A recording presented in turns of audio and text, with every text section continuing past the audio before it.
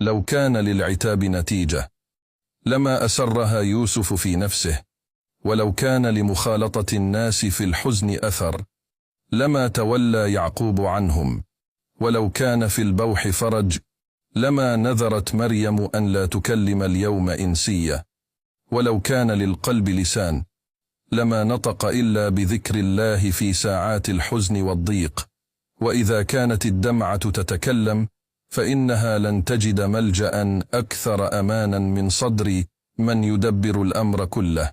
انكسر لله فانكسارك أمامه استقامة، كل الانكسارات مميتة إلا انكسارك أمام من أقامك. اللهم اجعلنا ممن يتوكلون عليك في كل حال ويجدون في قربك السكينة والراحة، واجعل انكسارنا أمامك سببا لرفعتنا عندك.